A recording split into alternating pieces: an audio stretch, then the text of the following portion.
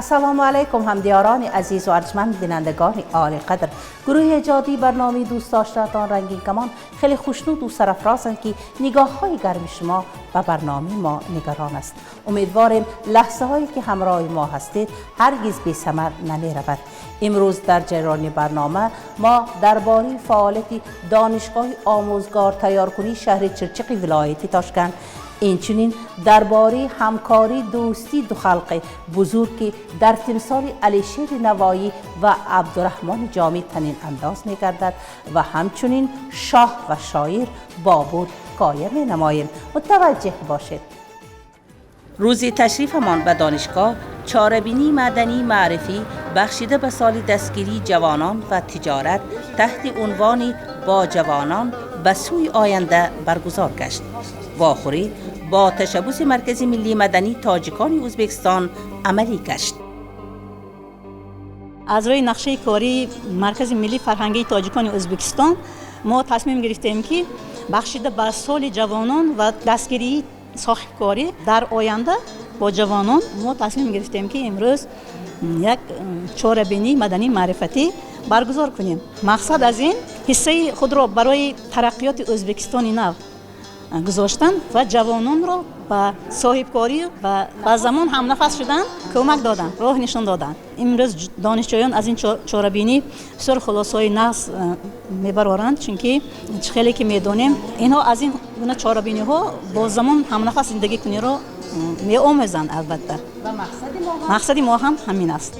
در این چاره‌بینی که در تالار دانشگاه دولتی پداگوژی شهر چرچق دایر گردید، سفیر جمهوری تاجیکستان در ازبکستان، استادان دانشگاه، دانشجویان و فعالان مرکزهای ملی مدنی شرکت ورزیدند. جماعت را رئیس مرکز ملی تاجیکان جمهوری ازبکستان گلندان صبحانوو افتتاح بخشید. او درباره مقصد چاره‌بینی سخنی مختصر نمود.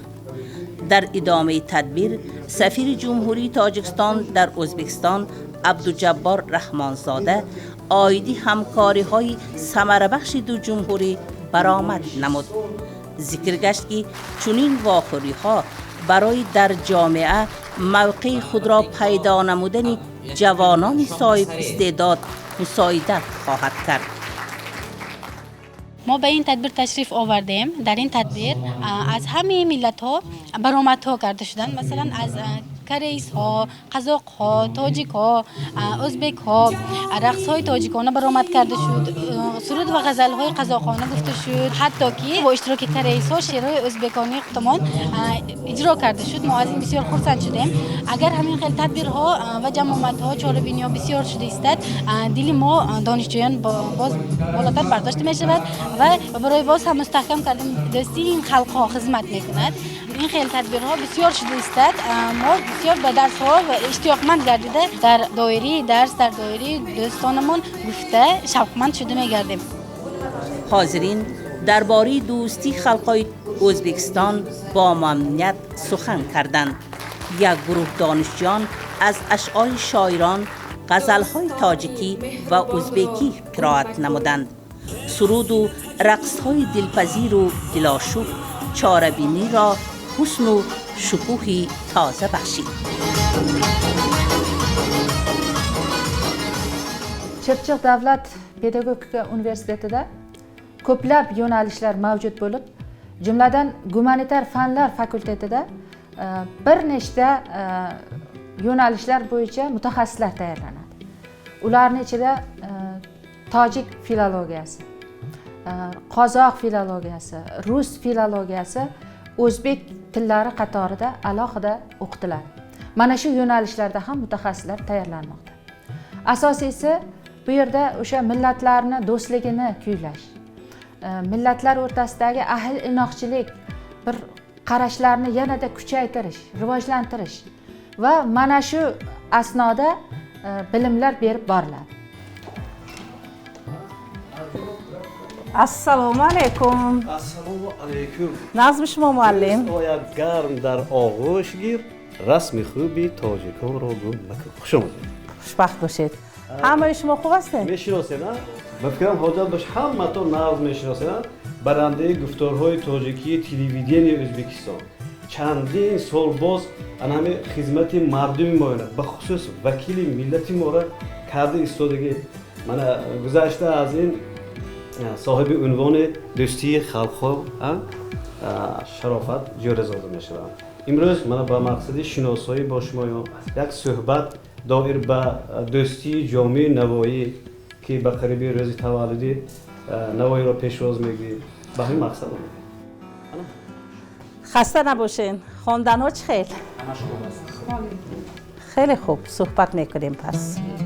تأکید کردن جایز است که در اشعار نوایی غایه های وطن پروری، انسان دوستی، عدالت خواهی، نکوکاری، دل به دست آوردن، خیر و احسان جای اساسی را اشغال می نماید.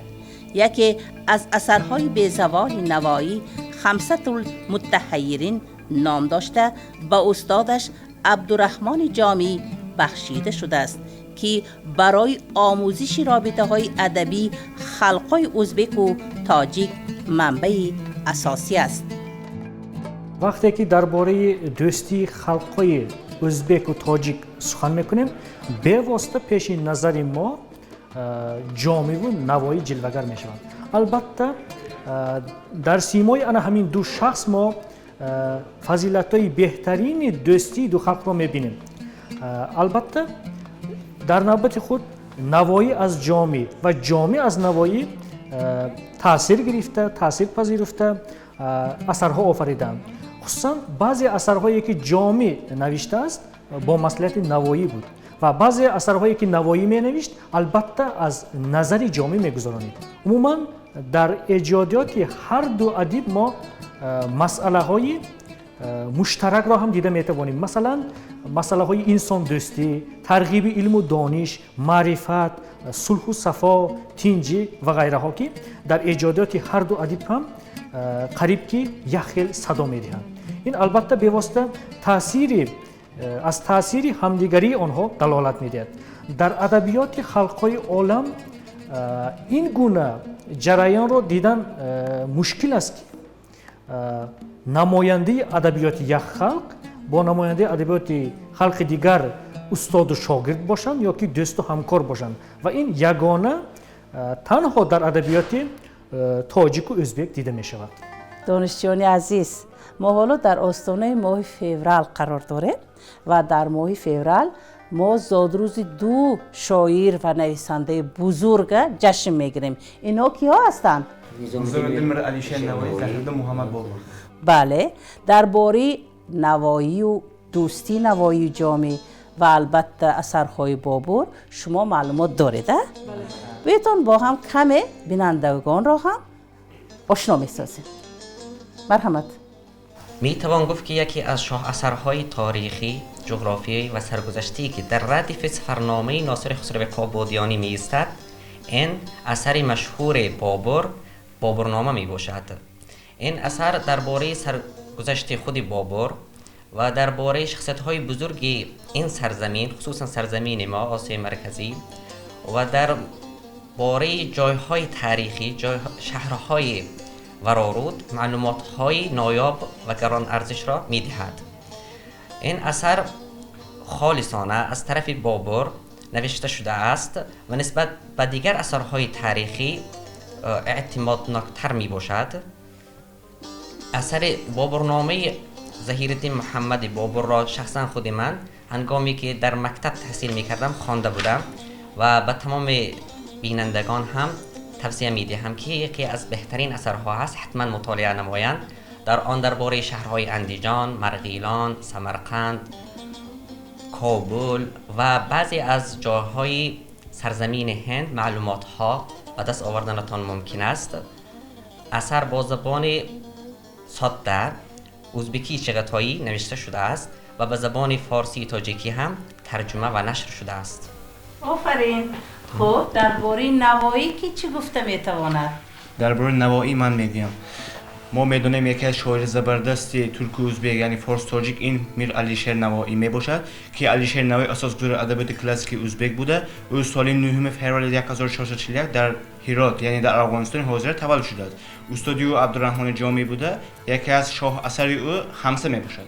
خمسه که از 25000 بیت را در بر گرفته از 5 قسم عبارت می باشد. یکی از قسم های آن یکمیش حیرت الابرار، فرهاد و شیرین، لیلی و مجنون، صعبه سیار و سعدی اسکندری می باشد که علیشیر نوایی بار اول سال 1472 در لوازم وزیری هم کار کرده بودند و این بعد سال 1480 سالها با کارهای ایجادی مشغول شدند که استاد عبدالرحمن جامی با علیشیر نوایی پند و نصیحت میکنند و میگویند که تو علیشیر نوایی که با ترک و ازبکی ایجاد کنی که شهرت مییابی، گفته با زبان ترک و ازبکی ایجاد میکنند که با تخلص های فانی و نوایی ایجاد میکند. تخلص فانی که با فارس و تاجیکی، نوایی باشد با ترک و ازبکی ایجاد کرده گذشته است. شخصا که عبدالرحمن جامی که درباره این مذکور چنان بیت را گفته گذشتند: اگر در جهان نبود آموزگار، شود تیره از بیخرد روزگار، گفته گذشتند. خب البته این فکرها رو باید پره کنیم چون که ما معلومات های خیلی زیاد داریم. کی پره میکند فکرها رو؟ زهرالدین محمد بابور 14 فوریه سال 1483 در اندیجان تولد می شود. وی از 12 سالگی به تخت می نشیند و از 16 سالگی باشد با اشعاری بدیعی مشغول می شود. جواهرلعل نهرو درباره زهرالدین محمد بابور چنین گفته است در اثر کشف کردن هندوستان: بابور شخص دقت جلب کننده می باشد. وی شاعر، حاکم و تاریخ نگار می باشد. وی حیات شعر را خیلی دوست می دارد. زهرالدین محمد بابوری که از اثرهای مشهورترینش بابورنامه می باشد. من از اشعار او 4 مصرع روایی می گویم: هر کس که وفا کند وفا می بیند، هر کس که جفا کند جفا می بیند، هر کس که نکو بدی نبیند هرگیز، هر کس که بدی کند جزا می بیند. به واسطه من اکنون درباره بابور شاه و شاعر بابور اثرهاش شنیدیم و وقتی که میگیم نوایی در 2 زبان ایجاد کرده است و خوشبختی ما در آن است که ما نوایی رو در 2 زبان مطالعه میکنیم، میخوانیم، میفهمیم و البته دوست میداریم. مرحمت، شما چی گفتنی هستید؟ میر علیشیر نوایی ما میدانیم در 2 زبان ایجاد کرده است، با تخلص فانی و نوایی. من با تخلص فانی ایجاد کرده از غزلش گفتنی هستم: کرگلی حسنین نزارو، کرگلی حسنین نزارو، مبتلا بولدم سگه، نی بلالıq کن edikim، آشنا بولدم سگه، هر neçə dedim ki kündün uzay sendin köngül، vahki kündün batarrak müptela buldum sanga. Men qachon dedim fido qilg'ilmaga zulm aylading, sen qachon deding fido bo'lg'ilmaga bo'ldim sanga. Jomi jam bir lahzir so'yi nasibimdir mudom، soqiyo to tarki joh aylab gado bo'ldim sanga. G'ussa changidin navoyi topmadim ushoq aro، تا نواییدک اسیرو بینوا بولدم سنگه. علیشیر نوایی خیلی غزل‌های خوب می‌نویسد، خواه در فارسی باشد خواه در ترکی، خیلی شعرهای بغایت دلنشین می‌نویسد و من از ایجادیات او از شعر تاجیکیش قرائت میکنم. جانم به دولالی جان فضای تو فدا، روحم به نسیم عطرسای تو فدا، آشفته دلم بر اشوه های تو فدا، فرسوده تنم به خاکی پای تو فدا. رفتی و به چشمم از تو تاب است هنوز، چشمم ز خیال تو پر آب است هنوز، تن ز آتش عشق تو خراب است هنوز، باز آی که دلم در راه تو خراب است هنوز. آگه نگشتم که در این دایر کیم، یا خود چیم و از کیم و بحر چیم، معلومم نیست آدمی یا زمیم، یا خاک زمین زمان انسان آدمیه. علیشیر نوایی و زهرالدین بابور با آثار پرحکمت، روزگاری عبرت پذیر، میراثی گرانمایه علمی و ادبی خویش بر رشد ادبیات و علم جهان سهم گذاشتند. از نمونه‌های ایجادی آنها امروز هم عالمیان غذای معنوی میگیرند. Aynı şu günlerde Hazret Navoiyni ve qolaversa Hazret Boburni tug'ilgan kunlari kelyapti. Ayni mana shu dekada e'lon qilingan bizda. Shu Hazret Navoiy, Hazret Bobur ijodiga bag'ishlangan ko'plab tadbirlar bo'ladi va bu tadbirlarda tojik filologiyasi talabalari ham faol ishtirok etishadi. Turli tillarda yangragan qo'shiqlar, kuylar, raqslar, bular hammasi mohiyatida o'sha do'stlik tarannumi yotadi. Ma'lumki, Hazret Navoiy ham, Bobur ham bevosita o'sha fors tojik adabiyotidan ozuqa olgan va o'zaro ta'sir natijasida katta bir ijod shakllangan. Hazret Navoiyni bir biografiyasiga qarasak, Nuriddin Abdurahmon Jomiyga bo'lgan bir alohida muhabbatini his qilamiz. Abdurahmon Jomiyni umuman jahon adabiyotidagi o'rni juda katta. O'sha eng kam o'sha xamsachilik an'analarini davom ettirganligi va shu asnoda Hazrat Navoiy ham u kishiga bir shogird bo'lib, ustoz shogird sifatida bir ko'plab bir hamohang, bir-biriga hamohang go'zal asarlar yaratishganini guvohi bo'lamiz. Mana shu narsani o'zi ham adabiyotlarni hamohangligini, ham fikrligini, adabiyotni inson tarbiyasiga, ma'naviyatiga naqadar katta hissa qo'shishini ko'rsatadi. Men o'ylayman, mana shu Hazrat Navoiy, Hazrat Abdurahmon Jomiy, Boburlar boshlab bergan mana shu adabiyot an'analari hozir ham davom etyapti. Mana hozir o'qiyotgan talabalarimizda ham biz mana shu ruhni, o'zaro bir do'stlik rishtalarini yanada mustahkam bo'lishi uchun harakat qilyapmiz. Mana shu bilimlarni ko'proq, chuqurroq bolalarga singdirishga intilyapmiz. چاره‌بینی ها بخشیده به ایجادات دو شخصی بزرگ نوایی و بابور طول سال در تعلیمگاه ها، سازمان های ایجادی، معرفتگاه ها و محله ها ادامه می‌یابد. آموختن میراث معنوی بزرگان و کارهایی که دایر بر رشد زبان انجام داده می شود به عمل تطبیق گردیده نفوذ زبان دولتی امان را افزون خواهد کرد. همدیاران عزیز و ارجمند، بینندگان عالی قدر، این بود برنامه این ساعتی رنگین کمان که ما ایجادکاران برای شما آماده نمودیم. در آخر برنامه فکر درخواست و نامه های شما را منتظر در جهاننمای ازبکستان میمانیم. همیشه صحتمند و سربلند و خانه آباد باشید. خدا حافظ.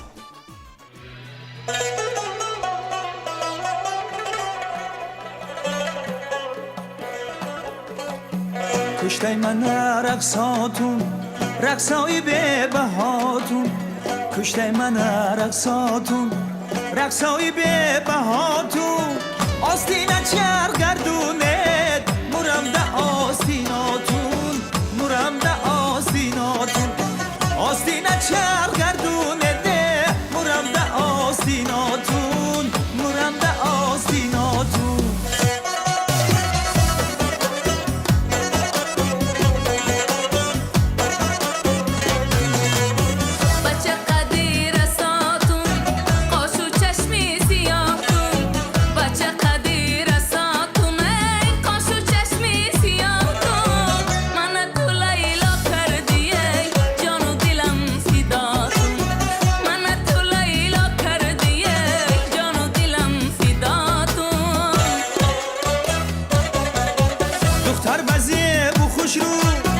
کشیده هر دو ابرو، دختر بزیب و خوش رو، کشیده هر دو ابرو، چشمکایش خماریه، جلوه های سر و جادو، چشمکایش خماریه، جلوه های سر و جادو.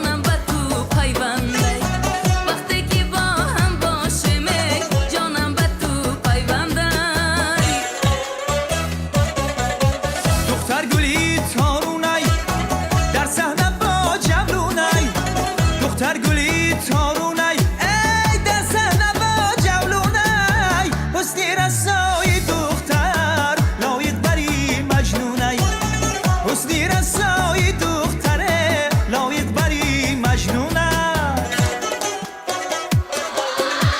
کشته من رقصاتون رقصای به بهاتون کشته من رقصاتون رقصای به